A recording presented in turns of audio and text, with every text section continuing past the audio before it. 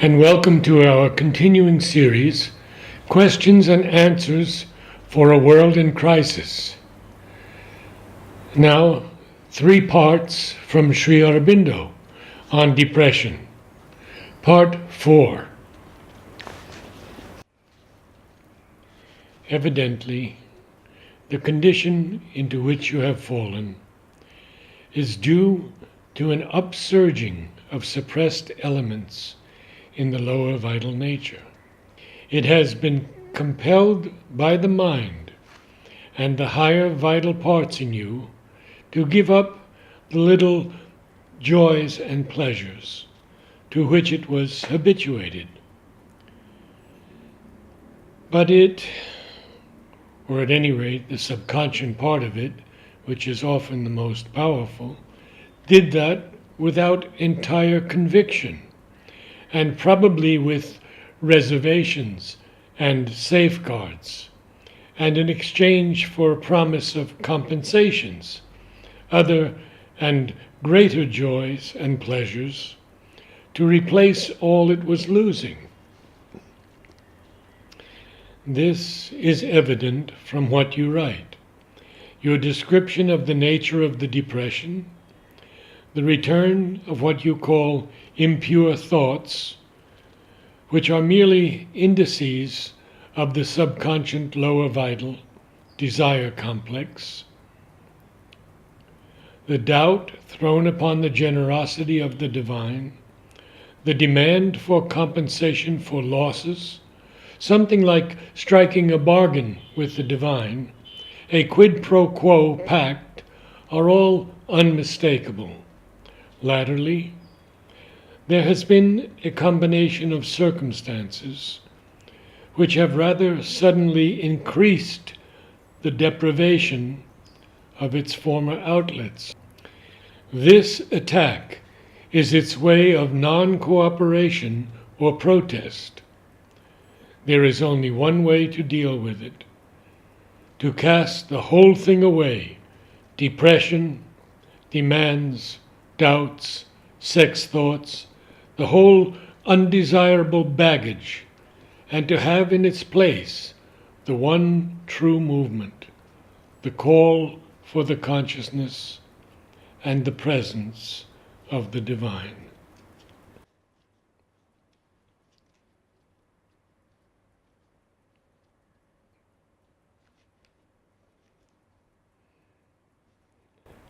The doubts of the sadhaks more often rise from the vital than from the true mental.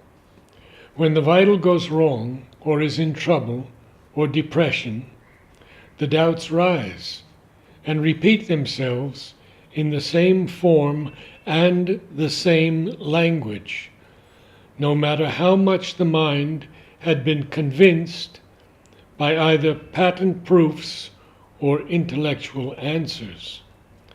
I have noticed that always the vital is irrational, even when it uses the reason to justify itself.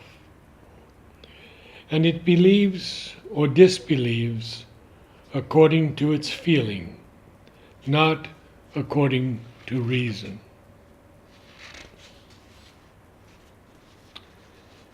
It would make it easier if you could get rid of certain fixed ideas and of the habitual reaction of depression or despair when these recurrences come. For instance, dismiss any question about the possibility of conversion of your vital being. You should see rather that it is certain and not merely possible. When there are these recurrences, do not allow yourself to be depressed by them, but simply observe and stand back and call in the higher force with the full confidence that these are mechanical recurrences and in substance nothing more, however strong they may seem in appearance. The principle of mechanical repetition is very strong in the material nature, so strong that it makes one easily think that it is incurable. That, however, is only a trick of the forces of this material inconscience. It is by creating this impression that they try to endure. If, on the contrary, you remain firm, refuse to be depressed or discouraged, and even in the moment of attack, affirm the certainty of eventual victory, the victory itself will come much more easily and sooner.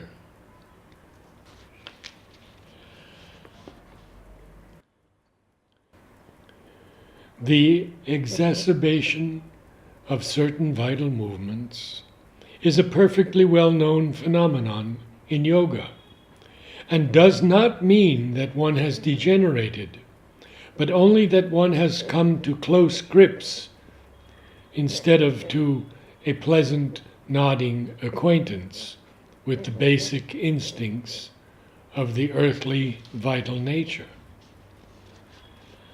I have had myself the experience of this rising to a height during a certain stage of the spiritual development, of things that before hardly existed and seemed quite absent in the pure yogic life.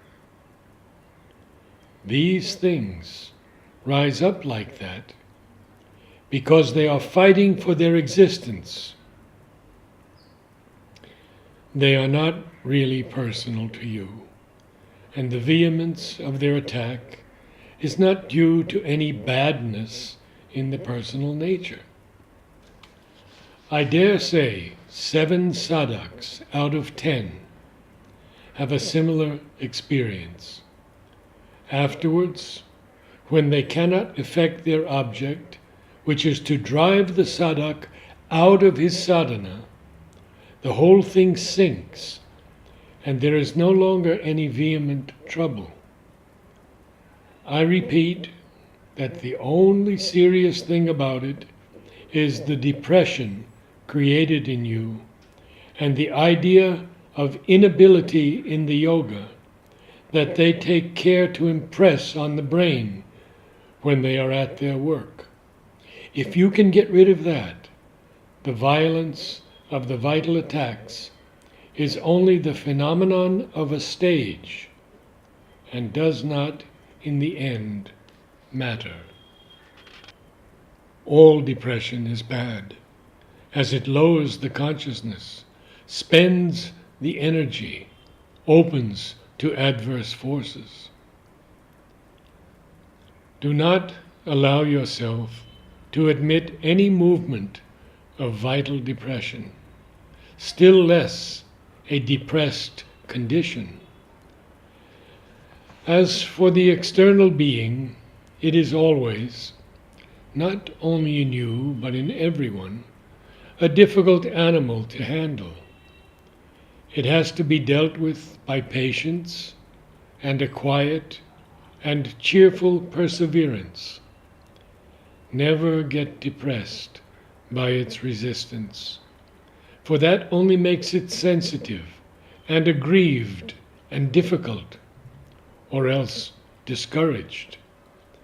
Give it rather the encouragement of sunlight and a quiet pressure, and one day you will find it opening entirely to the grace.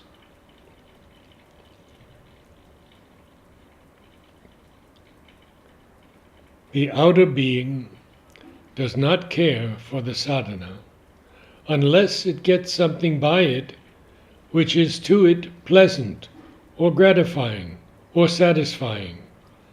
Depression, therefore, comes easy to it.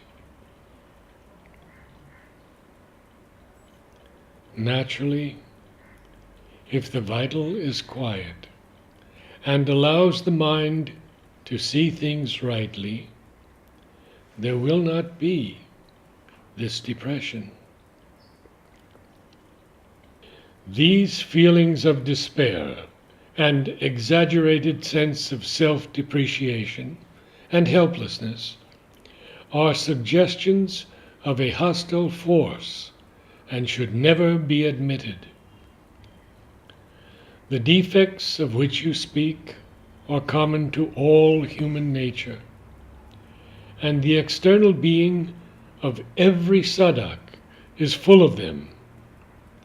To become aware of them is necessary for the transformation, but it must be done with a quiet mind and with the faith and surrender to the divine, and assured aspiration to the higher consciousness, which are proper to the psychic being. The transformation of the external being is the most difficult part of the yoga, and it demands faith, patience, quietude, and firm determination. It is in that spirit that you have to throw these depressions aside and go steadily on with the yoga. The meaning of the phrase you speak of is this: that usually the vital tries to resist the call to change. That is what is meant by revolt.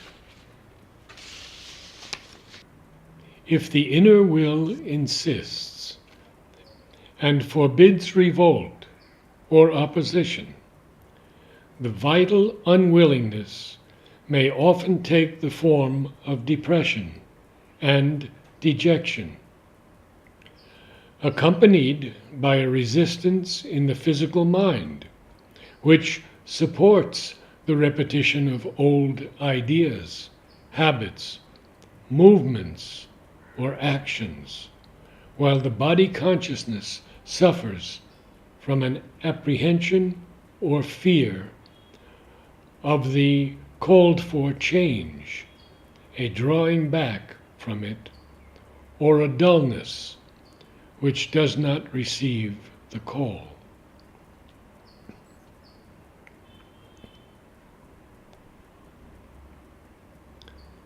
A weeping that comes with the feeling you speak of is the sign of a psychic sorrow, for it translates an aspiration of the psychic being. But depression and hopelessness ought not to come.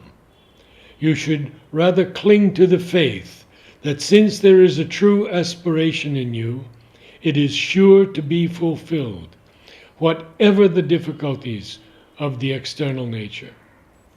You must recover in that faith the inner peace and quietude, while at the same time keeping the clear insight into what has to be done and the steady aspiration for the inner and outer change.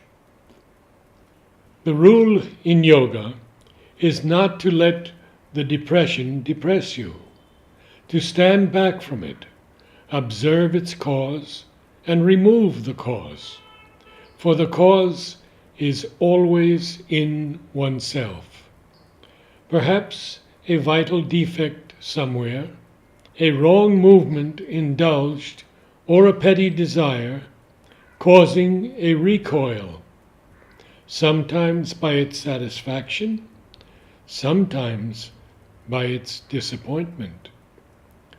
In yoga, a desire satisfied, a false movement given its head, produces very often a worse recoil than disappointed desire. There was nothing wrong in helping with the cooking. But if there were a wrong movement in that, it is not to be met by getting depression. For depression itself is a wrong or mistaken movement. And how can one mistake be corrected by another? The proper way to deal with a wrong movement is to look quietly at it and put the consciousness right at that point.